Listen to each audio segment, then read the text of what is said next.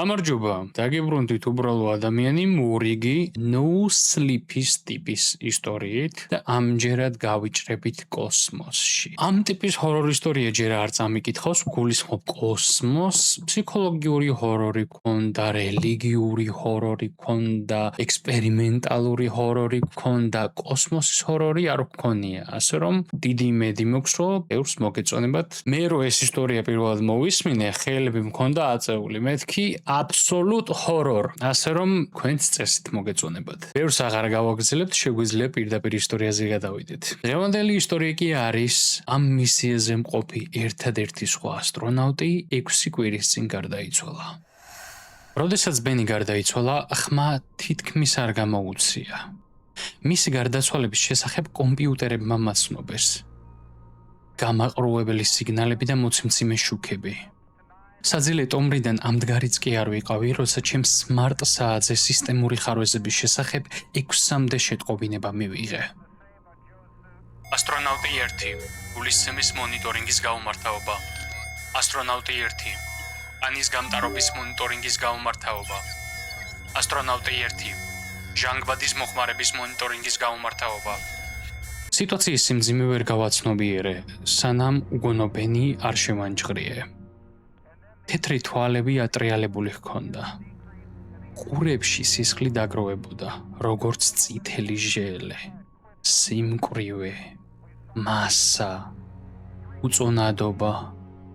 ამის დანახვაზე გულის რევის შეგრძნება დამეუფლა. შტაბმა მოგვიანებით თქვა, რომ ბენი ანევრიზმისგან გარდაიცვალა. მილიონში ერთი შემთხვევა.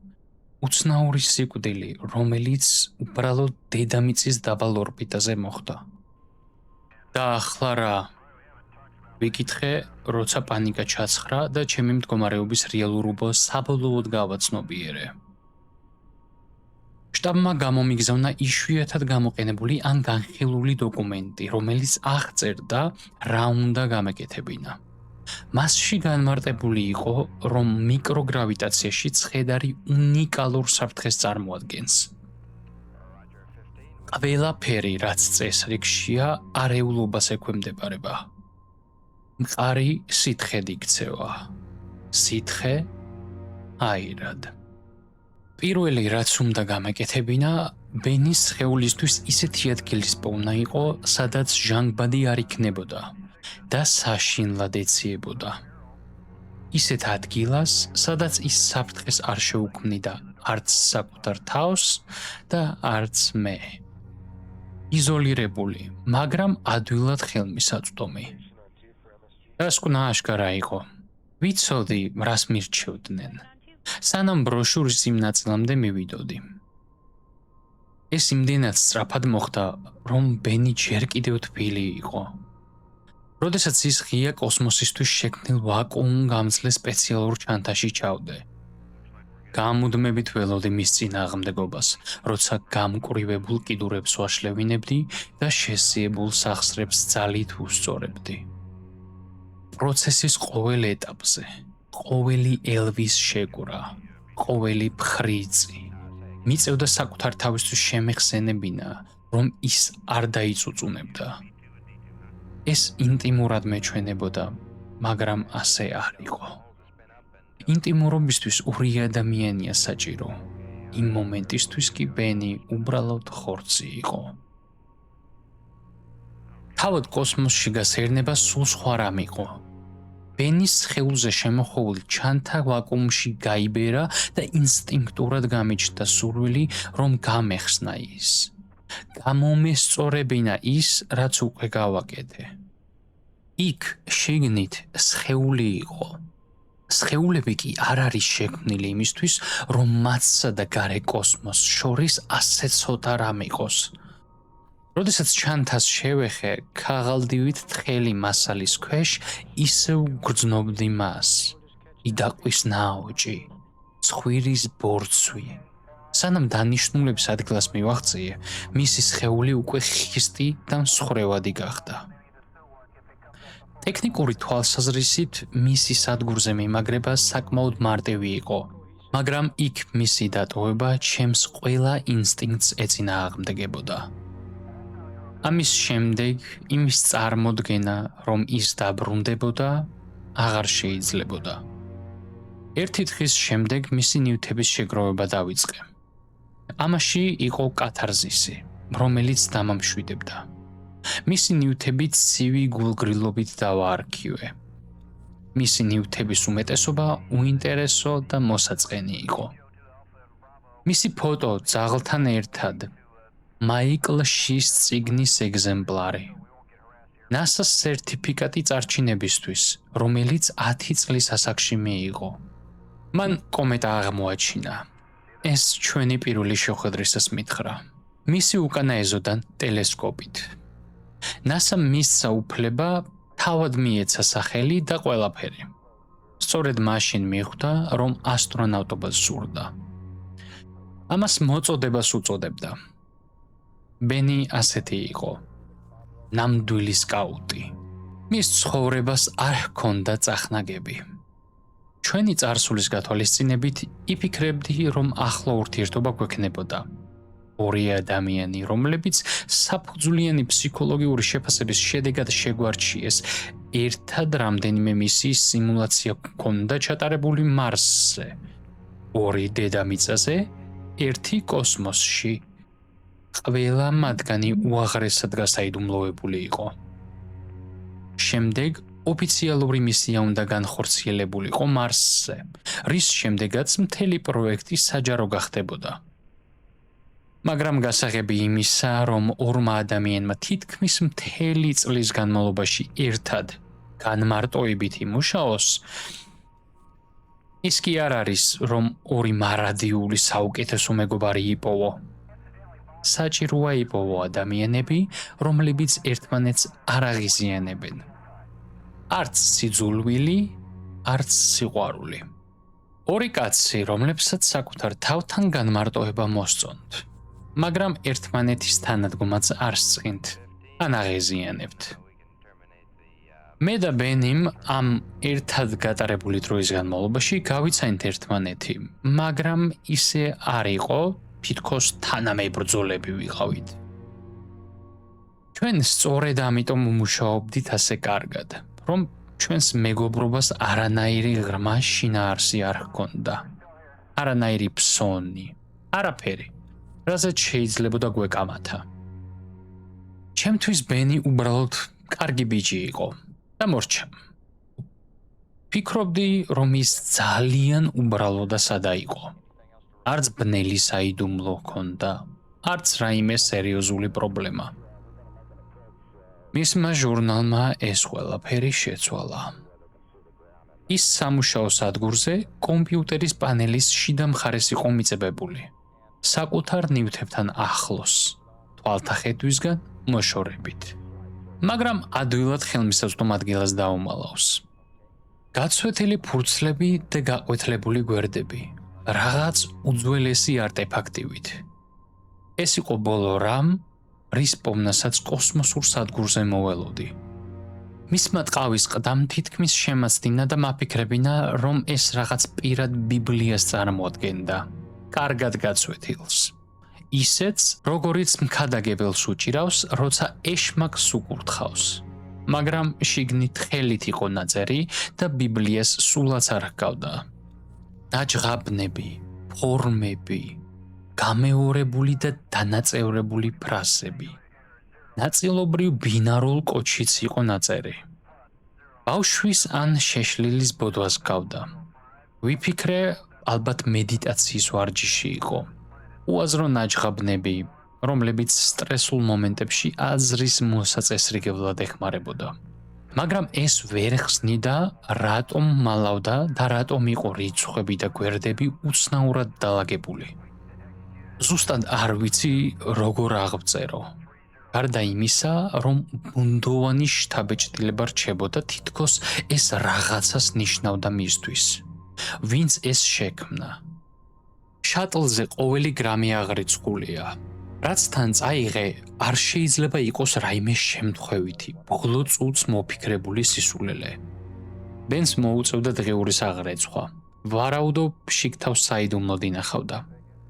ერთი თვალის მოკვრაც კი საკმარისი იქნებოდა, რასაც ის წერდა, რომ NASA-ს ის დღის მიწურულამდე ფსიქიატრიულ შემოწმებაზე გადაეყვანა. მაგრამ წიგნის ზომა და წონა აუცილებლად უნდა აღრეცხულიყო და გათვლილიყო. მისი სადგურზე შემთხვევით მოხვედრა შეუძლებელი იყო, ამიტომ მაშინვე მივხვდი, რომ ბენს ის რაღაცისთვის სჭირდებოდა. ერთ საათზე მეტხანს ვუყურებდი, ვცდილობდი გამერკვია, რა იყო ეს. ფურცლებიდან ფურცელზე გადავდიოდი. თვალს ვავლებდი რიგრიგობით რიცხვებს, უცნაურ ფრაქტალებს, რაღაცას, რაც თვალისა და სახელმძღვანელოებში ნაჩვენები ატომის შერწყმას ჰგავდა. იმის გათვალისწინებით, თუ როგორ ვითარდებოდა მისი წერისა და ხატვის უნარები ჟურნალის განმავლობაში, დავეჭვდი, რომ მასში ბავშვობიდანვე ამატებდა რაღაცებს, რაც მზარდი იდუმალების კიდევ ერთი ფენა იყო. ვფიქრობდი, რომ წიგნის შინაარს ვერასდროს ჩავწვდებოდი, სანამ ბოლოსკენ დაახლოებით 3/4-დის გავლის შემდეგ კიდევ ერთ გვერდს არ წავაწყდი, რომელიც რიგრიგობით ჩაწერილი ციფრებით იყო სავსე. ოღონდ ამჯერად ერთ-ერთ სტრიქონს ქვეშ ხაზი ჰქონდა გასმული და მის გვერდით ერთი სიტყვა იყო უხეშად და გაბრაზებით დაჯღაბნილი. ერთადერთი ინგლისური ან ნებისმიერი სხვა ადამიანური ენა მთელ ჟურნალში. ერთადერთი, რაც ისე იყო დაწერილი, რომ ადამიანისთვის გასაგები ყოფილიყო. თავად სიტყვამ ადგილზე გამაშეშა. სისხლი გამიყინა. 17 03 18 04 26 36 ანევრიზმა. ეჭვმა, რომელიც დამეუფლა, სიგიჟეს ჰგავდა. საკუთარ თავს ვეუბნებოდი, რომ ბენის ბიომონიტორის მონაცემების შემოწმებისას გავგიჟდი, რომ სიგიჟე იყო ამ აზრისთვის თუნდაც ერთი წუთით ყურადღების დათმობა. მაგრამ რამდენიმე სხვადასხვა აპარატის მიერ ჩაწერილმა ინფორმაციამ ეს დაადასტურა. ბენის გარდაცვალების ზუსტი დრო იყო 2018 წლის 17 მარტი, 04:26 საათი და 36 წამი. მგონი ამის გააზრების შემდეგ კარგი 15 წუთი არ განძრეულ ვარ. უბრალოდ მონაცემებს ვუყურებდი, სანამ გონება ამ უზარმაზარ, შეუძლებელ, მაგრამ რეალურ გაცნობიერებას ეგუებოდა. ბენმა იცოდა, რომ მოკვდებოდა. რა თქმა უნდა, ვცდილობდი ამის რაციონალურად ახსნას. ნებისმიერი ასე მოიქცეოდა. დაახლოებით 6 მიზეზი მოვიფიქრე, თუ რატომ დაწერა მან ის, რაც დაწერა. არც ერთი მათგანი არ იყო გამამხნევებელი, თუმცა სულ მცირე, უფრო რაციონალურ მსოფლ მხედველობასთან თანხვედრაში მოდიოდნენ. აიღეთ, მაგალითად, იდეა, რომ ბენმა თავი იმ კონკრეტულ მომენტში მოიკლა, რათა შეესრულებინა რაღაც წინასწარმეტყველება, რომელიც რამდენიმე დღით ან თუნდაც საათით ადრე ჩაიწერა. იყო კი ეს კარგი? რას ნიშნავდა ეს ჩემთვის? გვერდზე გადავდოთ ლოგისტიკური საკითხები. რომელი შხამის მოქმედება შეიძლება ზუსტად წამამდე გათვალო? მოდით უბრალოდ ვთქვათ, რომ მან სწორედ ეს გააკეთა. ასე რომ, რჩებოდათ მის ყალყზე დამაყენებელი კითხვა. რატომ? და ჩემი აზრით, ამ კითხვაზე კომფორტული პასუხი არ არსებობდა.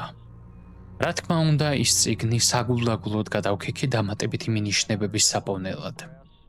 ნეტა ვარ გადამიკითხა. საბოლოოდ კიდევ ერთი სიტყვა ვიპოვე. ამჯერად ჟურნალის ბოლოსთან ახლოს.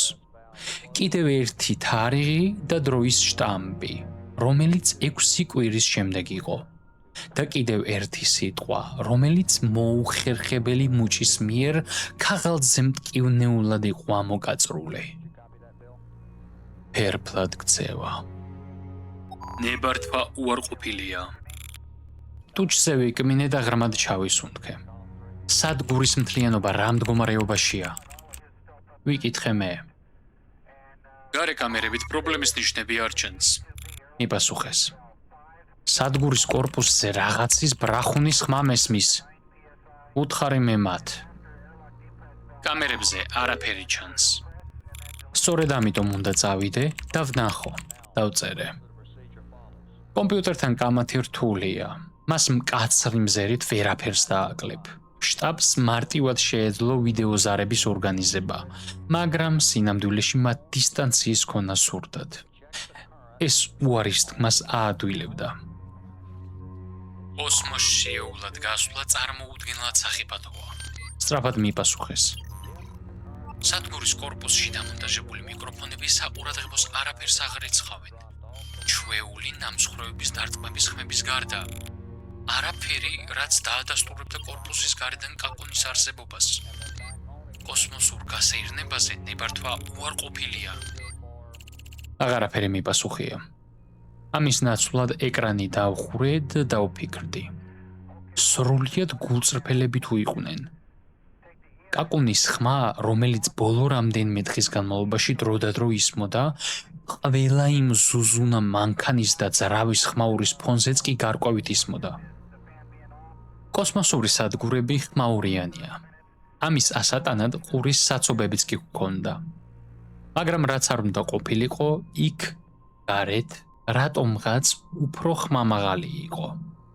ან იქნებ არსებული გარემოებების გამო უბრალოდ ზედმეტად მგრძნობიარე ვიყავი იმ აზრის მიმართ, რომ იქ გარეთ რაღაც ნებისმიერი რამ იმყოფებოდა. უნდა ვაღიარო, რომ მაღიზიანებდა. ერთ-ერთი იმ ხმებიდან იყო, რომლის დათრგუნვაც შეუძლებელია. როგორც სააბაზანოში დილის 3 საათზე წვეთების ხმა.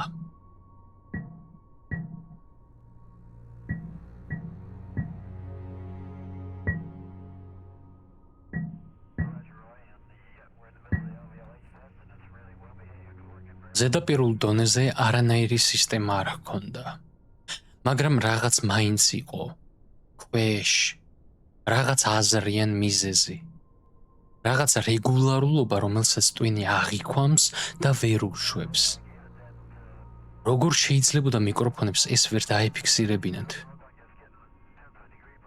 ძილი სულ უფრო და უფრო მიჭირდა. ზოგჯერ მეგონა, რომ სადგური რაღაც ფარულ დაძაბულობას განიცდიდა. მასალები არარეგულარულად იყინებოდა და თბებოდა. არც ატმოსფერო იყო, არც სითბოს გამტარობა. მზის სხივებში ნივთები ცხელდება. ობიექტები ექსტრემალურ ტემპერატურამდე თბება და ცივდება.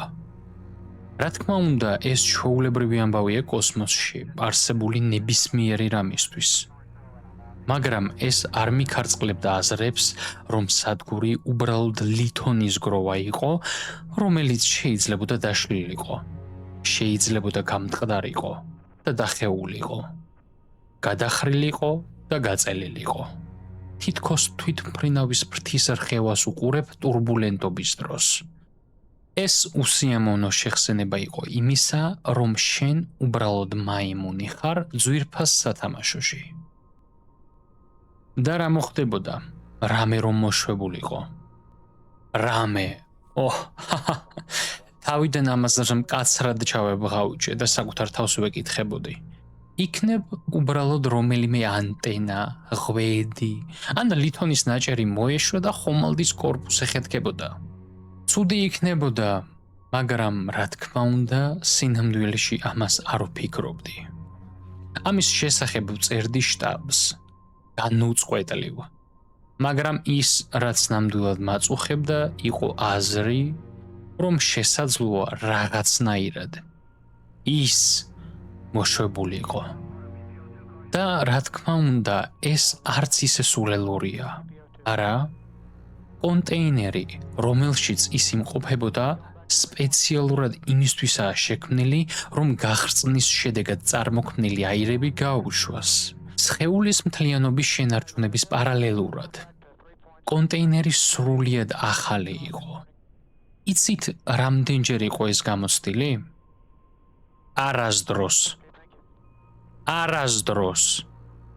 ბენი პირველი იყო. ასე რომ, რა თქმა უნდა, შეიძლებოდა მოშვებულიყო. მხოლოდ იმიტომ, რომ ეს კოსმოსური ეპოქის ტექნოლოგია არ ნიშნავს, რომ დახვეწილია. ის გარედან იყო მებმული, როგორც საახალწლო ნაძვის ხე საოჯახო სედანზე. ვფიქრობდი, იქნებ ერთ-ერთი დამჭერი გაწყდა და ახლა ის დროდადრო გვერდს ეჯახუნებოდა. თუ იმას დავიკიდებთ, რომ კოსმოსში არაფერია, რაც ასეთ რყევას გამოიწვევდა. ჰაერი არ არის. ქარი არ არის. მართლა რომ აშვებულიყო, უბრალოდ ცოტა უფრო შორს ილივლივებდა. მაგრამ რაღაც ამ ხმაურს ქმნიდა და თითქმის მუდმივად ვღელავდი, რომ ეს რაღაც ის შეიძლებოდა ყოფილიყო. ერთადერთი პრობლემა ის იყო, რომ კამერები მქონდა. უამრავი. და ყველა მათგანი ყოველ ჯერზე ერთსა და იმავეს მაჩვენებდა. ჩანთა, რომელიც თითქმის არ შეცვლილა, რაც ბოლოს პირადად ვნახე. მყარად და საიმედოდ იყო მემმული სადგურის კორპუსზე. ამას უნდა დავემშვიდებინე, მაგრამ არ მომშვიდებდა. იქ რაღაც იყო, რაც კორპუსზე აკაკუნებდა. დროდადრო ყოველგვარი კანონზომიერებისა და მიზეზის გარეშე. არანაირი კავშირი. ის ჩნდებოდა და ქრებოდა. თან თითქმის ყველაზე მეტად შემაწუხებელ მომენტებს ირჩევდა. ძილი რამდენიმე მიზეზის გამო მიჭირდა. კაკუნი თავისთავად საკმარისად ცუდი იყო, მაგრამ ბოლო დროს ჩემს კოშმარებს უცნაური ელფერი მიეცა. შავი, ცივი, მათში თითქოს დამთრგუნველ ფილმში ვიყავი მოხვედრილი. ყინულივით ციოდა. შეუჩერებელი ტანჯვა და სასოწარკვეთილი ბრძოლა თავის დასაღწევად. აი, რა იყო ეს შავი, არაფრის მომცველი კოშმარი.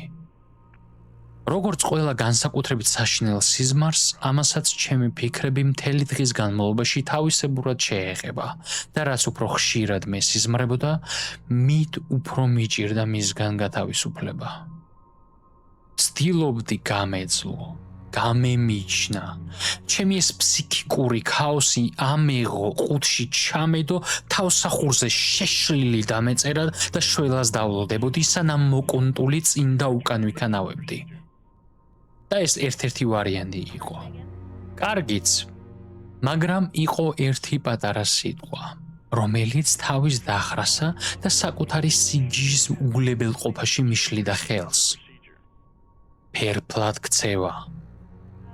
როდესაც შტაბმა მაცნობა შატლი როდის მოაღწევდა ჩემამდე, საკმაო ხანს ვფიქრობდი, ეს უბრალოდ დიდი ექსპერიმენტი ხომ არ იყო.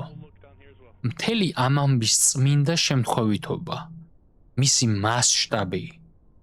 მათ ამის საცნობლად შეტყობინება გამომიგზავნეს, რომელსაც სათაურში 3 ძახილის ნიშანი ეწერა. თითქოს მეორე მხარეს კომუნიკაციების ოფიცერს ძლივს ერთი კარგი ამბის მოსატანად მოთმინება აღარ ყოფნიდა. თითქოს პროფესიონალიზმის ნიღაბი ჩამოიხსნეს. როგორც იქნა შატლი გაამზადეს ჩემს წამოსაყვანად. ოღონდ მხოლოდ მას მერე, როგორც კი ის რამდენიმე კაცს საერთაშორისო კოსმოსურ სადგურზე დატოვებდა. გამიმართლა, რომ ასე მალე მოვიდოდა. ლოგისტიკური გენიალურობის წყალობით მათ შეეძლოთ ბენისა და ჩემი უკან შეუმჩნევლად დაბრუნება. მითხრეს, რომ ძალიან მადლიერი უნდა ყოფილიყავი. მაგრამ უბრალოდ გაუგნებული ვიყავი. თარიღი ბენის ჩაწერილ თარიღს ემთხვეოდა. გზავრობის დროის გათვალისწინებით, დედამიწის ატმოსფეროში ზუსტად იმ დროს შევიდოდით, როდესაც ნაწინასწარმეტყველები მომენტი ჩაივლიდა. საუკეთესო ნიადაგი შეცდომებისთვის. არასწორად დამაგრებული გამათბობელი ბალიში, დამაჩქარებლების არასწორ დროს გამოყენება. რამე, ნებისმიერი რამ შეიძლება ცუდად წასულიყო და განწერული ვიქნებოდი გახურებული მეტალის მილში სიკვდილისთვის, მომწიფებული ფერფლად ქცევისთვის. თუ ბენი არ იყო ის, ვინც იქ გარედან აკაკუნებდა, მინდოდა გამეგო, უნდა გამეგო. მე რაციონალური ადამიანი ვიყავი, სკეპტიკოსი. არ მჯეროდა, რომ ბუნებრივ სამყაროს შეეძლო შეექმნა ადამიანი, რომელსაც თავისი სიკვდილის წინასწარმეტყველება შეეძლებოდა წუთამდე, ან თუნდაც წამამდე სიზუსტით. არც იმის მჯეროდა, რომ ჩემს სასიცინას წარმეტყველებდა. მაგრამ მე მხოლოდ ცხოველი ვარ. ხორცისგან ვარ შექმნილი. მოწყვლადი. გრძნობიარე წერტილი წვეტიანი კლდეების სამყაროში. მე კი რისკებისგან თავის არიდება მიყვარს. ეს სიტყვა ფერფლად ქცევა. არა შემთხვევით, არა უბრალოდ შანსი. აქ სრულ წვდიადში, სუფთა ჟანგბადით გარშემორტყმულ სივრცეში, ცეცხლი მუდმივ საფრთხეს წარმოადგენდა. ბენის პატარა ციფრები ჩემს გონებაში დიდი ხდებოდა. უნდა დავრწმუნებულიყავი, რომ ყველაფერი რიგზე იყო. უნდა დავრწმუნებულიყავი, რომ ხარვეზები არ იყო. თუ ეს ნამდვილი წინასწარმეტყველება იყო, რასაც პირდაპირ ვერ ვაღიარებდი, მაშინ იქნებ მისგან გამხნევება შემძლებოდა. რისი გაკეთება შეეძლო ბენს ანევრიზმის წინაშე? არაფრის, მაგრამ ფერფლად ქცევა, ცეცხლი, უბედური შემთხვევა. ასეთი რამის თავიდან არიდება შეიძლებოდა. თავარი იყო, ყველაფერს გამართულად ემუშავა. თავარი იყო, ყველაფერი ყოფილიყო, სადაც უნდა ყოფილიყო. რა იცოდა შტაბმა? კამერები და დისტანციური ოპერატორები. ეს საკმარისი არ იყო. იმ თუნუქის ქილაში ჩემ გარდა არავინ იყო. საერთოდ რატომ უნდა გყავდეს ადამიანები კოსმოსში, თუ მათ ინსტინქტებსა და განსჯას არ ენდობი? უნდა გამერკვია, რა გამოსცემდა იმ ხმას. საჭირო იყო, გარეთ გავსულიყავი. შტაბმა ძალიან გვიან გაიაზრა. როცა მიხვდნენ, უკვე სკაფანდრში ვიყავი და ჰერმეტული კარიბჭე იხურებოდა. დრო კარგად შევარჩიე. ტექნიკური მომსახურების ცვლის შუა პერიოდი იყო. უთხარი, რომ სკაფანდრს ვამოწმებდი, რათა დავრწმუნებულიყავი, რომ ყველაფერი რიგზე იყო. ამიტომაც დააგვიენდათ იმის გააზრება, რასაც ვაკეთებდი. ტექნიკურად მათ პროცესის ნებისმიერ ეტაპზე შეეძლოთ ჩემი შეჩერება. მათ თავიანთი მხრიდან ყველაფრის გაკეთება შეეძლოთ. მაგრამ დავემუქრე, რომ იძულებით ჩავრთავდი ხელით მართვის რეჟიმს, რაც სისტემის იმ ნაწილზე წვდომას შეუჩერებდა. მითხრეს, რომ დაბრუნებისას სამხედრო ტრიბუნალის წინაშე წარმატგენდნენ. მაგრამ ეს არაფრის მაგნისი სუსტი მუქარა იყო. ჩემთვის სასწორზე გაცილებით მეტი იდო, ვიდრე სამხედრო ტრიბუნალის წინაშე წარდგომა. საბოლოოდ უკან დაიხიეს. იცით, რა რთულია საიდუმლოდ კოსმოსური სადგურის აშენება? ის იყო მთავარი. თუ კოსმოსური გასეირნება ცუდად წავიდოდა და მოუკვდებოდი, სადგური მაინც თავის ადგილზე დარჩებოდა. $მილიარდი ღირებულების ობიექტი, რომელიც შემდეგ უმკაცრესად გასაიდუმლოებულ მისიას დაელოდებოდა. რისკის ქვეშ ჩემი კისერი იყო და არა მათი. მე ეს მივიღე.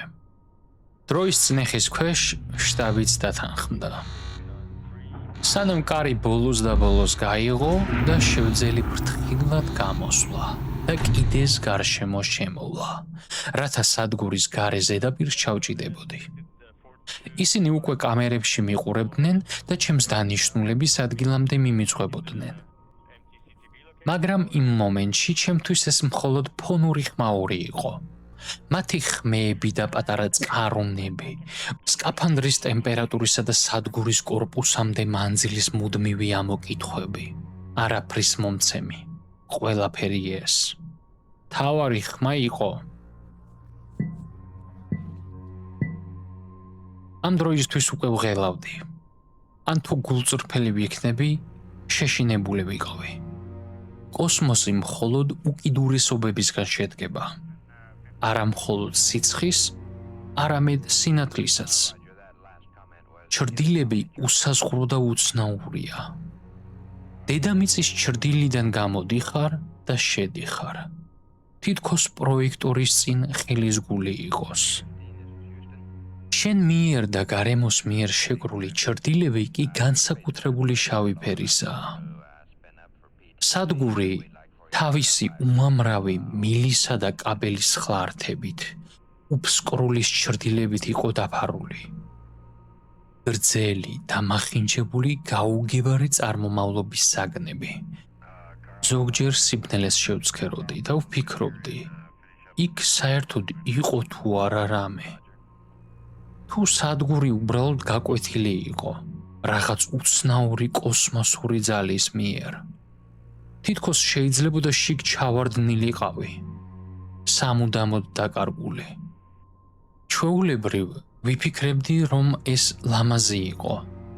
წარსულში კოსმოსური გასეირნებები ჩემთვის თითქმის რელიგიური გამოცდილება იყო. ესეც იმავე სიმძიმის შეგრძნებას მიტოვებდა, მაგრამ სრულიად განსხვავებული მიზეზების გამო. ვრძნობდი, რომ მაკვირდებოდნენ. რის უგულებელ ყოფასაც ვცდილობდი, მაგრამ ეს სულ უფრო და უფრო მიჭირდა. გამუდმებით უკან ვიყურებოდი. ზედმეტად ვაანალიზებდი სადგურის კორპუსიდან წამოსულ ყოველ წვრილ დარტყმასა და ვიბრაციას. როდესაც იმ ადგილას მივედი, სადაც ბენის სხეული მქონა მიბმული, პანიკური შეტევის ზღვარზე ვიყავი. სადგურის ის ნაწილი სრულ სიბნელეში იყო ჩაფლული. ისეთ უკუნეთ სიბნელეში, რომ ვერაფერს ვხედავდი. შტაბის ხმამ მაცნობა, რომ დანიშნულების ადგილას მივაღწიე და რომ ბენი ჩემგან სულ რამდენიმე ფუტის მოშორებით იმყოფებოდა. მათი მითითებებით ვიპოვე ის და როდესაც ჩემი ფანრიდან წამოსული სინათლე პირდაპირ ტომარაზე დაეფინა, დავინახე, როგორ ბრწყინავდა ყინულით დაფარული მეტალის ქსოვილი. შეხებისას შიგნით ბენის გაყინული სხეული ვიგრძენი. აბსოლუტურად გაქვავებული. შევანჯღრიე, მაგრამ ერთი ინჩითაც არ დაიზრა. ღვედები, რომლებიც მას ამ ადგილას ამაგრებდა, ისევ იქ იყო, ისევ ისე მყარი, როგორც ყოველთვის. კიდევ რას შეიძლება გამოიწვია ეს ხმა? ვიკითხე მე. ერთი ვარიანტია. მეორე მხარეს მყოფი უსახელო ხმა მორიდებულად ჟღერდა. მაგრამ ბენის სიკვდილის შემდეგ შტაბი ყოველთვის ისე საუბრობდა, თითქოს რაღაცას მალავდნენ. რა არის? ჩვენ 100% დარწმუნებულები არ ვართ, როგორ რეაგირებენ გვამები ვაკუუმში ტემპერატურის ცვლილებაზე. ცხადია, სხეულის ზოგიერთი ნაწილი გაიყინება და გაფართოვდება, განსაკუთრებით სითხეები. ამჟამად ტომარა მეტალის კორპუსს დიდი ზედაპირით ეხება. ერთ-ერთი თეორიის მიხედვით სისხლი შესაძლოა იყინებოდეს და სუბლიმაციას განიცდიდეს, რადგან მის ქვეშ არსებული ზედაპირის ტემპერატურა იცვლება. ჩანთას შევხედე და სახე დამემანჯა. ზუსტად რამდენ სისხლს? დანამდვილებით ვერ ვიტყვით. სხეულიდან რამდენიმე რამ შეიძლება გამოსულიყო. მხოლოდ ის ვიცით, რომ ტომრის დანიშნულება ყველაფერი შეაკავოს დაბრუნებამდე. სადგურზე არსებული ხელსაწყოებით შეგვიძლია დავადასტუროთ, რომ პანელი, რომელზეც ახლად გახარ, გაყინვის ტემპერატურაზე გაცილებით ცივია. ყველაფერი, ასე ვთქვათ, მართვად მდგომარეობაში უნდა იყოს. მყარ მდგომარეობაში, სავარაუდოდ ერთ დიდ გროვად შეკრული. ასე მიპასუხეს. მცირე პაუზის შემდეგ კი დაამატეს. ეს შენი სურვილი იყო. ახლა, როცა უკვე იქ ხარ, რესურსების ფუჭი ხარჯვა იქნებოდა თუ ბოლომდე არ გამოიციებ. შიგნით უნდა ჩაიხედო. რა თქმა უნდა, მე ეს მინდოდა. განა ეს ასე არ არის, ჩემი ავადმყოფური ცნობის მოყარეობის დასაკმაყოფილებლად. ჩემს გონებაში გამძვინვარებული აზრების გასანეიტრალებლად. რომლებიც არ მაძლევდნენ ძილის საშუალებას და რაც მეძლეოდა, კოშმარებით მიტენიდნენ. ახლა, როცა ზღვარზე ვიდექი, იმდენად შემეშინდა, რომ ხელის მოძრაობაც კი დიდ ძალისხმევას მოითხოვდა. და მაინც არჩევანი არ მქონდა. ეს საქმე ბოლომდე უნდა მიმიყვანა. ჩანთა სპეციალური შექმნილი ელვის შესაკრავით იხსნებოდა. ხმა არ გამოუცია, მაგრამ გრძნობდი მისი სპეციალური კბილანების გახსნის კლიკ-კლიკ-კლიკს. სისულელეა, მაგრამ როცა თავსახური გადავწიე, შემეძლო დამეფიცა, რომ საშინელი საზიზღარი სუნი გადამეფარა. რამდენიმე წამზე მეთხანს არ გაგრძელებულა, მაგრამ იმდენად მკაფიო იყო, რომ მოვტრიალდი და თვალები დავხუჭე. რადგან ცრემლები მომაწვა. შთაგონების ძალა. უთხარი საკუთარ თავს, როცა თვალები გავახილე. სულ ეს იყო, მეტი არაფერი. ჰაერი არ იყო, ხმა არ იყო, სუნი არ იყო. რამდენჯერმე ღრმად ჩავისუნთქე, ვეცადე ინციდენტს მეტად არ დავეძაბე და ჩანთაში ჩავიხედე. ჩემი ვიდეო ჩანაწერის მაყურებელ რამდენიმე ადამიანს სული შეეკრა. მე კი უნებურად ტირილისა და კვნესას შორის არსებული რაღაც ხმა მომხდა. რაღაცას ველოდი. ღმერთო, ყველაზე ცუდ შემთხვევაში რაღაც საზარელს ველოდი. ლურჯი კანი, გაყინული წამწამები, როგორც არქტიკაში ნაპოვნ მცხედრებს აქვთ. მაგრამ ბენი შეცვლილი იყო. გაყინული სისხლის უზარმაზარ დაკბილულ ნამსხვრევებს თვალებიდან, ყურებიდან და პირიდან ამოეხეთქა. ყბა არაბუნებრივ კუთხეზე ჰქონდა გადანაცვლებული, რადგან ჩემი ხელის ზომის სისხლის ლოლოს თავი მისი ყბის გავლით ჰქონდა გამოღწეული. კისერი მოტეხილი ჰქონდა, ტანი დაგლეჯოდა, ხოლო ხორცის ზოლები სხეულიდან ნაფლეთებივით ეკიდა. ხელებით სახეს იკაწრავდა. თითებზე უცნაური მოყვითალო ფრჩხილები ჰქონდა გაზრდილი, რომლებსაც კანზე ღრმა ნაკაწრების კვალი დაეტოვებინათ. ეს რა ჯანდაბა? ვიკითხე ისე, რომ კონკრეტულად არავისთვის მიმართავს.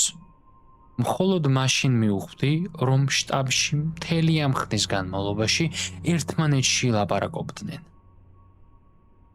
დომრის გაუმართავობა. მოულოდნელი წნევა. ტემპერატურის ცვლილებები. არა, ეს ნორმალური არ არის. ნუ ვიკატუნებ თავს, თითქოს ეს ნორმალური იყოს. ხალხო! დავიყვირე მე. მათ შორის ატეხილი ლაპარაკი რომ შემეწყვიტა. სიჩუმე ჩამოვარდა. მისი ხელები რატომ არის ასე? კუნთების სპაზმები. შესაძლოა გამოწვეული იყოს, რაც არ უნდა ყოფილიყო, რამაც გამოიწვია ეს უჩვეულო რეაქცია მისი სისხლის მიმოქცევის სისტემაში. იქნებ ამის გამო მოეკეცა ხელების სახისკენ. ლოყებზე ნაკაწრები აქვს. უპასუხე. ფრჩხილებ ქვეშ კანის ნაწილებიც აქვს გაჭედილი. დარწმუნებულები ვართ, რომ მკვდარი იყო, როცა აქ გამოვიდანე?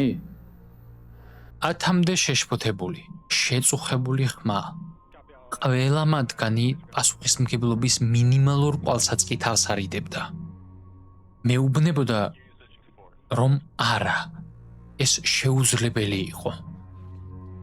მაგრამ ბენის ნატანჯი სახის დანახვისას ეჭვს ვერსად გავეკეცი. სწორედ მაშინ, როცა ვაპირებდი მეკითხა, რა უნდა მექნა შემდეგ, სადგურის თავზე მზე ამოვიდა. დედამიწისგან განსხვავებით ეს არ იყო რბილი დილა. ის შუქის ჩამთვლის მსგავსად მოულოდნელად დაინთო. საბედნიეროდ კოსტიუმმა რეაგირება მოასწრო, სანამ სინათლემ დამაბრმავა. მაგრამ ტემპერატურამ სწრაფად დაიწყო ზრდა. ვუყურებდი, როგორ დაიწყო რაღაცამ ბენის კანის ქვეშ ახალ სითბოში კლაკნვა. ეს ნამდვილად არ არის ნორმალური. ამისთვის სიტუაციის შესახებ დამატებით ვერაფერს გაცნობებთ. ვიდეო მასალას, რომელსაც გვიგზავნით, ამჟამად ექსპერტთა ჯგუფი განიხილავს. მითხრეს შტაბიდან საკმაოდ დაჟინებითა და რობოტული ტონით. თითქოს მეორე მხარეს მყოფი ადამიანი პანიკას იკავებდა. მიმდინარე ბრძანებაა. აიღეთ ნიმუშები, შეფუთვა ხელახლა და ლუქეთ და სადგურზე დაბრუნდით. დარწმუნებული ხარ, რომ ეს ნივთები შიგნით უნდა შევიტანო? იმავე ოპერატორმა პასუხის გაცემამდე რაღაც ჩაიბურტყუნა. დაივიწყე ნიმუშები. დახურე ტომარა. დაბრუნდი სადგურზე. სიამოვნებით. უპასუხე და ელვა შევკარი. ერთი სული მქონდა იქაურობას გავცლოდი და იმაზე მეტად ვჩქარობდი, ვიდრე ამის ფუფუნება მქონდა. იმ უცნაურმა შემაძრწუნებელმა შეგრძნებამ, რომელიც მაშინ გეუფლება, როცა გრძნობ, რომ გითვალთვალებენ, თლიანად მომიცვა. მოუქნელი გავხდი და უკან დაბრუნებისას რამდენჯერმე წავიქეცი. თითქოს არსაიდან კოსმოსურ კოსტუმში ყოფნას მიუჩვეველი გავხდი. ვერსად გაურბოდი იმ აზრს, რომ სადაც არ უნდა გამეხედა, ვიღაც ან რაღაც თვალთახედვას მაშინვე ემალებოდა. რა თქმა უნდა, ეს შეუძლებელი იყო. საკუთარ თავს ვეუბნებოდი. რა შეიძლებოდა გადარჩენილიყო კოსმოსში? მაგრამ ყველაფერს უარეს ხდიდა. იმის წარმოდგენა, რომ რაღაც ჩრდილებში დაძარწოდა. ხომალდის კორპუსზე აკაკუნებდა. უკან გზაზე ყოველ ნაბიჯზე მომყვებოდა. როდესაც კართან მივედი, შიში გამიმძაფრდა. თუ რამე უნდა მომხდარიყო, ახლა მოხდებოდა, როცა ზურგით უსასრულობისკენ ვიყავი მიმართული. ასე და უცველად, არასდროს მიგრძნია თავი. რეინოლდს? ხმამ შემაგრთო. გარემოზე იმდენად ვიყავი კონცენტრირებული, რომ დამავიწყდა 1000 მილის მოშორებით ოთახის სავსე იყო ადამიანებით, რომლებიც ჩემს მოქმედებას აკვირდებოდნენ. რა არის? რეინოლდს, ჩვენ რაღაცას ვხედავთ. რაშიც დარწმუნებულები არ ვართ. ვაცნობეს, რომ სადგურზე დაბრუნება უნდა შეწყვიტო. მეორე მხარეს მოსაუბრეს ხმაში იყო რაღაც, რამაც კუჭი ამომიტრიალა. ისინი უბრალოდ დაბნეულები არ ჩანდნენ და შეცდომაში არ შეხვიდეთ, როცა სადგურის კედელს მარტო ხარ მიჯაჭვული, დაბნეულობა თავისთავად უკვე საშინელება იქნებოდა. მაგრამ არა, კიდევ სხვა რაღაც იყო. შიში.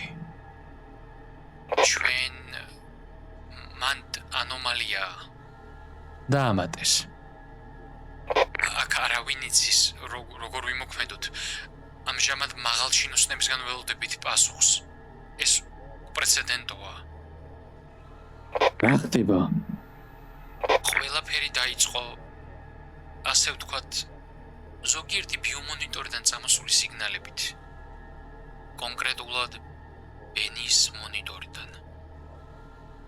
ეს ბოლო სიტყვა ისე მომხვდა, თითქოს სატვირთო მანქანა დამეჯახა. რა? დიახ, და კამერები თავიდან ფიქრობდით, რომ გაფუჭებული იყო. თითქოს ბენის ჩანთაც არიელი იყო. და შემდეგ რეინოლდს, ჩვენ რაღაც შევამჩნიეთ. რაღაც სხვა. ბიჭებო, რა ხდება? მითხრეს, რომ მეტის თქმის უფლება არ მაქვს. უბრალოდ მოიცადე. მოაჯერს ხელი მოუჭირე. გული კი გამალებით მიცემდა. ბოლოს კარი გაიღო და მზად ვიყავი ყველა ბრძანება დამეკიდა. როდესაც შტაბიდან კაცი ფაქტობრივად ყურში ჩამყვიროდა. არ შეხვიდეთ, რეინოლდს! არ შეხვიდეთ სადგურში! რასაც კამერებზე ვხედავთ, ეს შიგნით არ უნდა შეუშვათ! აქ რამეა, სამშვიდობოს მივახცევ სანამ ჩემამდე მოვა. შევჩერდი. ტვინმა გაიაზრა. ეს მე მესმოდა. კოსმოსის სიცარიელში რაღაც გავიგე. ხელებსა და ფეხებზე დავიხედე. ეს შეუძლებელი იყო. გარდა იმ შემთხვევისა, თუ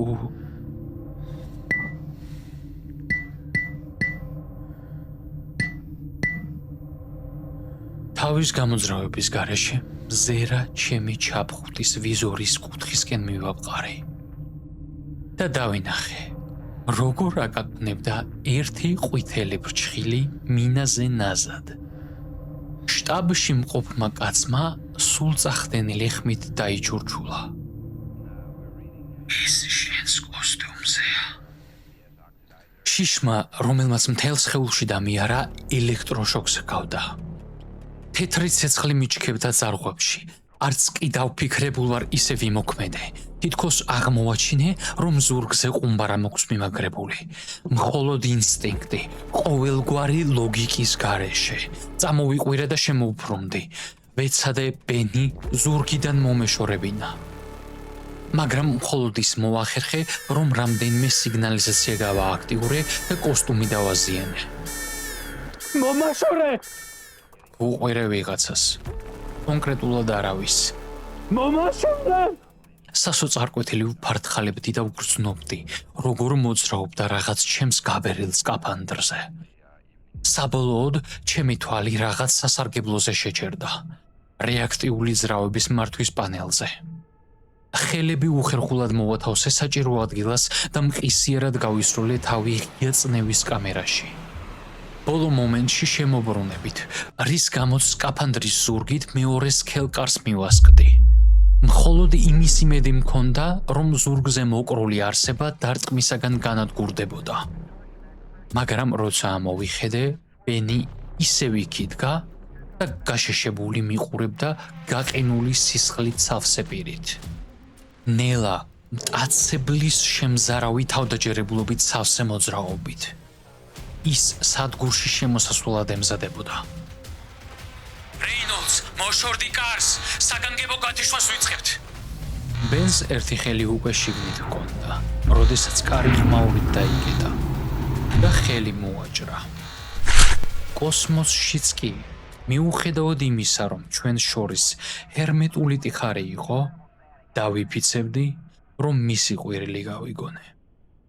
ბენისა და მისი ხმების იგნორირება შეუძლებელი იყო. აღარ შეიძლებოდა. საშინელი დარტყმები სადგურს ჟრუანტელივით უბლიდა. დარტყმის წერტილები კი თითქოს შემთხვევით იცვლებოდა. ამან დედამიწაზე მყოფი ხალხი შეშალა. ბოლო რამდენიმე საათის განმავლობაში საკმარისად ბევრი რაციონალური ახსნა განმარტება მოვისმინე. ყველა შესაძლო ტიპის ექსპერტისგან ვინც კი შეიძლება რომ წარმოიდგინოთ, მივიღე მთელი წიგნების ხელაწერილობითი ინფორმაცია. ჩემი კოლეგის სიკვდილის შემდეგ სხვადასხვა უცნაურ ფიქრთან ვიბრძოდი.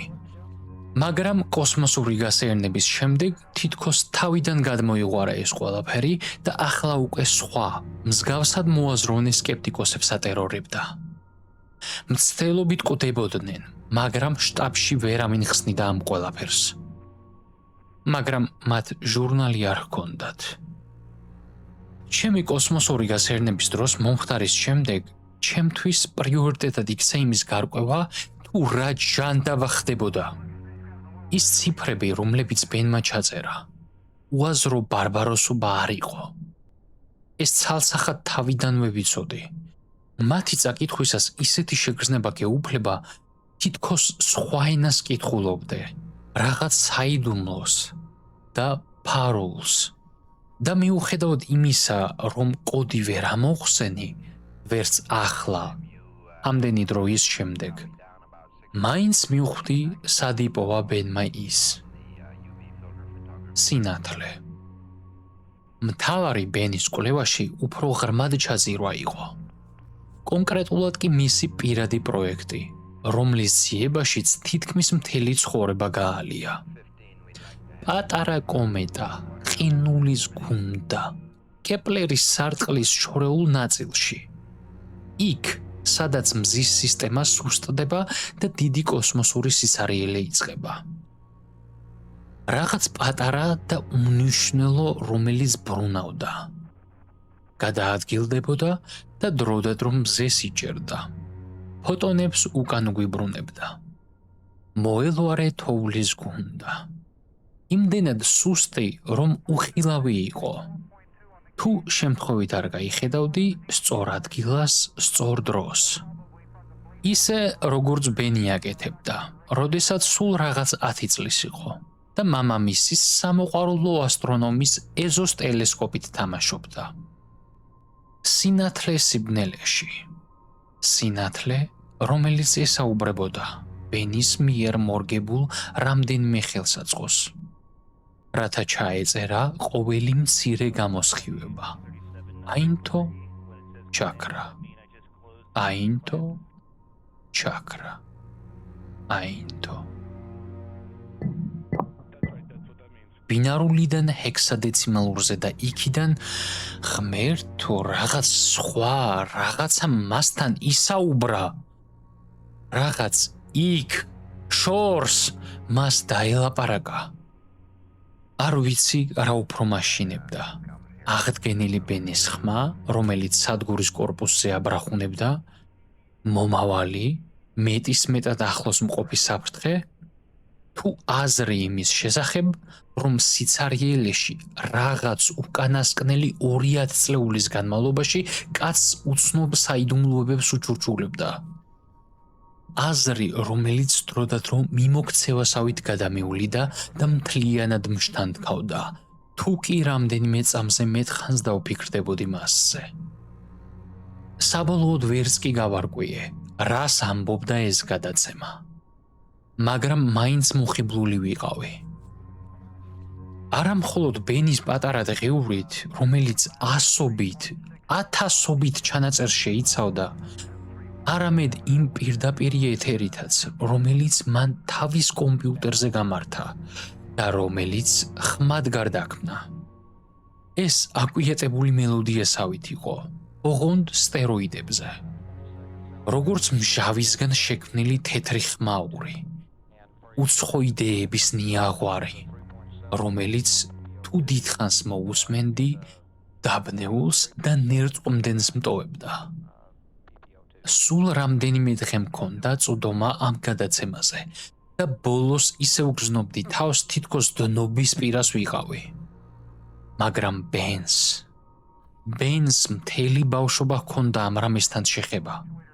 წლები და წლები უსმენდა, იწერდა და ელოდა, მუშაობდა რაღაცისკენ, რისი გაგების იმედიც ნამდვილად არც ერთ ჩვენგანს არ გვექნებოდა. ვარაუდობდი, რომ მისი სიკვდილის მიზეზი სწორედ ეს გადაცემა იყო და რაც კიდევ უფრო უარესია, არის ის, რაც მას შემდეგ დაემართა. განა ყოველთვის ეს იყო მისი კოსმოსში წამოსვლის მიზეზი? ბენი, რომელსაც ვიცნობდი, უბრალოდ მოჩვენება ხომ არ იყო? ხმა, იქიდან მომდინარე სინათლე, ეს უცნაურად მეჩვენებოდა. ეს არ იყო რბილი და მამშვიდებელი რიტმი, არც მიმზიდველი სირენა. ის ბნელი და დამთრგუნველი იყო. რატომ დანებდა? რატომ გააკეთა ეს ყველაფერი, რაც მას სურდა? მისი ცხოვრების რამდენად დიდი ნაწილი გაატარა ამ არსების მოთხოვნებისა და სურვილების ასრულებაში? ერთ რამეში დავრწმუნდი. როცა დღეების განმავლობაში სადგურის გარედან ბენის მრისხანე ქარცეცხლს ვისმენდი.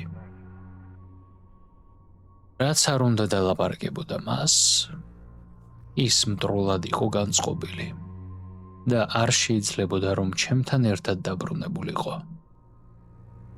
რეინოლდს, მეუბნებიან რომ ამჯერად არატრადიციულ აყვანასთან გვაქვს საქმე. ჩამეცინა, როცა სკაფანდრის ჩაცმას ვასრულებდი. ეს ძალიან რბილი ნათქვამი იყო. რა გითხრეს? გითხრე. ჩაფხუტი ჩამოვიწიე და კარის გახსნის პროცედურა დავიწყე. დაბინძურების საფრთხეზე საუბრობენ. მითხრა პილოტმა. ზუსტად არ ვიცი, რას გულისხმობენ. მარო თქვით. ბიოლოგიურია თუ ქიმიური. თუ მკითხავ, ყველაფერი ცოტა უცნაურად ჟღერს. მაგრამ გეგმის მიხედვით, ღია კოსმოსში გასვლის დროს უნდა აგიყვანოთ. სწორია? ზუსტად. მოპასუხე მე. და მზად ხარ ამისთვის?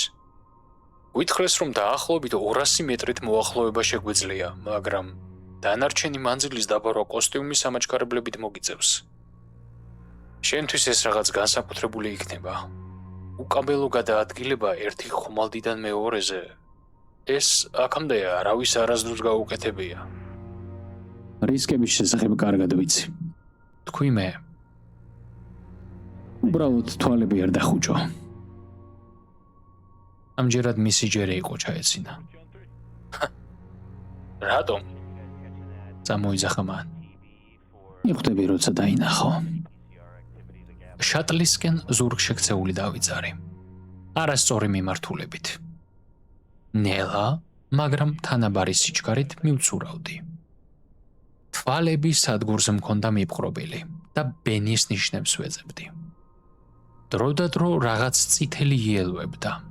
მოძრაობის მსუბუქი კვალი კი ხშირად სადგურის პანელებსა და ანტენებს ეფარებოდა. რაც მაშინებდა, რომ ის კვლავ სადგურის გარეთ მხარეს იყო და სადღაც ჩუმად დაძორებოდა. სანამ ის იქ იყო, ვიცოდი, რომ ყველაფერი კარგად იქნებოდა. მაგრამ მთელი ამ დროის განმავლობაში ველოდი, რომ რაღაც უბედურება მოხდებოდა. რომ დაძაბულობა საბოლოოდ ამ სიცოცხლისთვის საშიშ მომენტში გასკდებოდა, რომელიც ვიცოდი, რომ მელოდა. ამიტომ დიდი სიურპრიზი იყო, როდესაც შატლს უსაფრთხოდ მივუახლოვდი. პილოტმა მითხრა, რომ რამდენიმე მეტრის დაშორებით ვიყავი და დრო იყო შემოუბრუნებულიყავი. ასეც მოვიქეცი. ნაზად მოვტრიალდი, როგორც მყვინთავი, რომელიც წყლის ზედაპირს უბრუნდება. სადგურისკენ რამდენიმე წამითაც კი არ მქონია ზურგი შექცეული, როცა პილოტმა ღრმად ჩაიბურტყუნა. უცნაურია. ძალიან უდარდელა ჭერდა. მაგრამ ობიექტი, რომელიც დამეჯახა, ყველაფერი იყო გარდაუმნიშვნელოვანესი. ბენმა, რომელსაც უსაფრთხო მგზავრობა არ აინტერესებდა, სადგურიდან მაქსიმალური სისწრაფით გამოსტყორსნა თავი. და რადგან შენელების საშუალება არ ჰქონდა, სრული სისწრაფით დამეჯახა. კარის ჩარჩოს მიმანარცხა და ორივე ერთად გადავარდით სისარიელეში. სანამ ვინმეს მისი თავდასხმის აღქმის დრო ექნებოდა. ამჯერად საშუალებას არ მაძლევდა, რომ ჩვენს შორის კარი ჩამედგა. ის ჩემს სკაფანდრზე შეშლილი მწერივით დაძურებოდა, რომლის მოგერიებასაც სასოწარკვეთილი ვცდილობდი, სანამ უსასრულო სივრცე ჩვენს გარშემო ბრუნავდა. ვარსკვლავები ხაზებად იქცა. შატლი კი ჩემი ჩაფხუტის ხედვის არეალს თითქმის შემთხვევით მიმართულებებში კვეთდა. ეს გულისამრევი და საშინელი იყო და ღმერთს ვევედრებოდი. ბრუნვის გამოსწორება შემძლებოდა. სანამ კონტროლს სრულიად დავკარგავდი, მაგრამ ყოველივე ეს მეორე ხარისხოვანი იყო იმ მონსტრთან შედარებით, რომელიც ჩემს სკაფანდრს ებღაუჭებოდა. ერთ მომენტში ისე გადაძვრა, რომ ნათლად დავინახე, პირველად რამდენიმე დღის განმავლობაში. ეს ძალიან ახლოს იყო. პირადული. ჩემსა და მას შორის ჩაფხუტის მინის მიუხედავად, ისეთ მკაფიო და შემზარავ დეტალებს ვამჩნევდი, რომ წამიერად შოკისგან გავშეშდი და პილოტის პანიკური გადაცემის ხმა მხოლოდ ბუნდოვნად მესმოდა. იესო ქრისტე, რა ჯანდაბაა ეს რაღაც? რეინოლდს, თავი უნდა დაისტაბილურო, მეტად თუ დავქშორდები, დახმარებას ვეღარ შევძლებთ და რაც არ უნდა გააკეთო, გახსოვდეს, რომ ექსაზიზღრობა ამ შატლზე არ ამოვა. მინდოდა მეპასუხა, მაგრამ იმით ვიყავი დაკავებული, რომ კლავი ჩემსა და ბენის შორის ჩამეყო, რომელიც ახლა სხვადასხვა ზომის წვეტიანი წითელი კრისტალების უსასრულო მასად იყო ქცეული. ზოგი სამზარეულოს დანის ზომის, ზოგი კი სამკერვალო ნემსის. სკაფანდრის ყველაზე საშინელი კოშმარი. ხრელი კოსტუმში არ გამოიწვევდა იმ მყისიერ დეკომპრესიას, რასაც ალბათ ახლა წარმოიდგენთ. ამის ნაცვლად მაქსიმუმ რამდენიმე წამი მექნებოდა, სანამ კოსტიუმში არსებული ჰაერი გაიფანტებოდა. ამის შემდეგ ფილტვები ჩამეშლებოდა, სისხლი დუღილს დაიწყებდა, ხოლო თვალებში, ცხვირში, ყურებსა და სხვა რბილ ქსოვილებში არსებული წყალი აორთქლდებოდა და გარეთ გამოსვლა შეეცდებოდა. თითქოს იყინები, მაგრამ დაჩქარებული რეჟიმში. მაგრამ დეკომპრესია ჩემი ერთადერთი სადარდებელი არ იყო. ვიცოდი, რომ ბენის ხელები უნდა მომეშორებინა ჩაფხუტიდან. არ ვიცი, ვინ ან რა აძლევდა მას ამ ხელა ძალას. ჰქონდა თუ არა წოდომა მის ყველა მოგონებაზე. მაგრამ ბენმა ნამდვილად იცოდა, როგორ მოეხსნა ჩაფხუტი გარედან. ამიტომ მთელი ჩემი ყურადღება მისი საზისღარი თითების ჩემი კისრისგან მოშორებაზე მქონდა გამახვილებული. ჩაფხუტის გახვრეტის შემთხვევაში მაინც მეყოფოდა დრო შატლთან დასაბრუნებლად. მაგრამ ჩაფხუტის გარეშე ძალიან მტკივნეული სიკვდილისთვის ვიქნებოდი განწირული. ამიტომ მთელი ძალით ვებრძოდი, რადგან ვიცოდი, ყველაფერი მის მოშორებაზე იყო დამოკიდებული. მაგრამ ბენი მოქნილი და სწრაფი იყო და ყოველ ჯერზე, როცა მის ძლიერად გაწევას ვაპირებდი, ხელიდან მის ხლტებოდა. მისი თითები ადვილად ებხაუჭებოდნენ სკაფანდრზე და მის უმამრავ პატარა დეტალზე. მე კი ფაქტობრივად ღუმელის ხელთათმანებით ვიბრძოდი, რომლებიც ძალიან მოუქნელს მხდიდა. ჩვეულებრივად მოშორების იმედი არ მქონდა, მაგრამ ერთი რამ ჩემს სასარგებლოდ მუშაობდა. ინერცია. მთელი ამ დროის განმავლობაში ჩვენ გიჟივით ვბრუნავდით და სწორედ ეს ცენტრალური ძალა იყო ერთადერთი, რაც ჩვენს განცალკევებას ცდილობდა. აქამდე მას ვებრძოდი, მაგრამ რატომ? ბოლო მომენტში მივხვდი, რომ მხოლოდ ერთი გამოსავალი მქონდა. ამიტომ ნახევრად ამაჩქარებლები ჩავრთე და გადავწყვიტე თითქმის უკონტროლო ბრუნვა კიდევ უფრო გამეუარესებინა. ამიტომ ნახევარ ამაჩქარებლები ჩავრთე და გადავწყვიტე თითქმის უკონტროლო ბრუნვა კიდევ უფრო გამეუარესებინა. ჩვეულებრივ უკონტროლო ბრუნვა ერთ-ერთი საშინელ სცენართაგანია, რომლისაც ნებისმიერ ასტრონავტს ეშინია. ადამიანებს არარეგულარული ფორმა აქვთ და როგორც კი მბრუნავი მოძრაობა ერთზე მეტ ღერძზე დაიწყება, ამაჩქარებლების მომატება სავარაუდოდ მხოლოდ გააუარესებს მდგომარეობას. მისი გამოსწორება უზარმაზარ გამოცდილებასა და სიღრმისეულ ცოდნას მოითხოვს და ამ შემთხვევაშიც კი არ არსებობს გარანტია, რომ შეძლებთ შეჩერებას. უფრო სავარაუდოა, რომ სანამ გააცნობიერებთ რა უნდა გააკეთოთ, მბრუნავი ძალა გონების დაკარგვის ზღვარზე მიგიყვანთ. და იქიდან სიკვდილამდე ერთი ნაბიჯია. ჩემთვის ეს ერთადერთი შანსი იყო. ამიტომ ბრუნვის სიჩქარე გავაზარდე და გავაგრძელე მისი ზრდა. ღილაკს არ ვუშვებდი, სანამ მოქმედი ძალები ბენს სულ უფრო და უფრო წინ არ მიათრევდნენ. ინერციას სწორედ იქ ვუნდოდით. ორი ობიექტი თითქმის სიმეტრიულად, მზად რომ ნებისმიერ წამს საპირისპირო მიმართულებით მოსწყდნენ ერთმანეთს. ბენმა ჩემზე დიდხანს გაძლო. ერთ მომენტში კიდურები გამეთიშა. თვალებში დამიბნელდა და ხელები ჩამომივარდა. ვეღარ ვახერხებდი ამ მონსტრთან ბრძოლას. მაგრამ იმ დროისთვის ბენიც მხოლოდ ჩემზე იყო მოჭიდებული. არც მას აღარ შეეძლო თავდასხმა ან ჩაფხუტის მოხსნა. საბოლოოდ ისიც კი დანებდა, რადგან ბრუნვა სულ უფრო და უფრო ჩქარდებოდა და ძალები, რომლებიც ჩვენს განცალკევებას ცდილობდნენ, მეტისმეტად გაძლიერდა. თითქოს ყველა ატრაქციონი, რომელზეც ოდესმე მჯდარ ვარ, ერთმანეთში გაერთიანდა და ინტენსივობა 11-მდე აიწია. გონების დაკარგვამდე ბოლო რაც მახსოვს, იყო ბენის ურჩხულის სახე, რომელიც სიცარიელისკენ მიფრინავდა. გონს შატლის ბორტზე მოვედი. ჩემ გარშემო რამდენიმე კაცი და ქალი იყო შეკრებილი. ერთო ჩემო, ერთი იღბლიანი ნაბიჯვარი ხარ. ამოვიხვნეშე და მოლაპარაკეს გადავხედე. ხმა პილოტისას ჰგავდა. სასიამოვნო იყო ბოლოს და ბოლოს სახე რომ დაუკავშირე ხმას. თავს იღბლიანად არ გრძნობ. ძლივს ამოვთქვი. ზუსტად ჩვენსკენ დატრიალდი. ჩვენ უკვე ეკიპირებულები ვიყავით და შენსკენ მოვფრინავდით. ყველაფერი დროში იდეალურად დაემთხვა. შენი სკაფანდრის სავსე იყო ნახვრეტებით. ცოტაც რომ დაგვეგვიანა, ვეღარ მოგისწრებდით, რომ დაგვეჭირე და უსაფრთხო დამოგვეყვანე. რაც არ უნდა იყოს მეგობარო, სახლში ბრუნდები.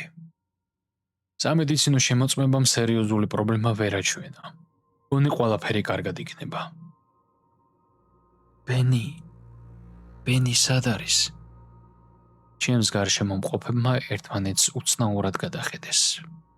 შემდეგ ერთ-ერთი მიხვდა, რასაც გულისხმობდი. ბენჯამინ უეტლი? მეორე ასტრონავტი სადგურზე? ანუ ის იყო, ვინც თავს დაგესხა? თავი დაუქნიე. მაშინ ის აღარ არის. მიპასუხეს. თუ მართლა შენი კოლეგა იყო, ძალიან მწუხვართ. ვგონებ, აქ რაღაც ისტორია გვაკლია. როცა უკეთ ვიქნები, ყველაფერს მოგიყვებით. დავახველებ. რაც არ უნდა დამართნო და უახლოეს საათებში დედამიწის ატმოსფეროში შევა. თქვა პილოტმა. და მერე მკითხე. პილოტი წამით ჩაფიქრდა. ადამიანის სხეული ატმოსფეროში ხელახლა შემოსვლისას ალში გაეხვევა. ფერფლად იქცევა. და ისიც ჩვენი პირველი კოსმოსური ჰორორი. ამ მისიაზე მყოფი ერთადერთი სხვა ასტრონავტი 6 კვირის წინ გარდაიცვალა. გენიალური ისტორია არის. ძალიან მაგარი ისტორია დამეთანხმებით. და როგორც ყოველთვის დიდი მადლობა ყურადღებისთვის. დალაიქეთ ვიდეო, დაწერეთ კომენტარი, გაუზიარეთ მეგობარს. რა თქმა უნდა, გამოიწერეთ არხი თუ არ გაქვთ უკვე გამოწერილი. ამაზე ჩემი სოციალია დამოკიდებული. ხო, შეიძლება არ ვიცით. მაგრამ მოდი მაინც ნუ გარისკავთ. და თუ ოდესმე კოსმოსში აღმოჩნდებით შატლზე ან სადგურზე და დაინახავთ, რომ თქვენი ამხანაგი ასტრონავტი გარდაიცვალა, არ ვიცი. წარმატებებს გისურვებთ. კარგად.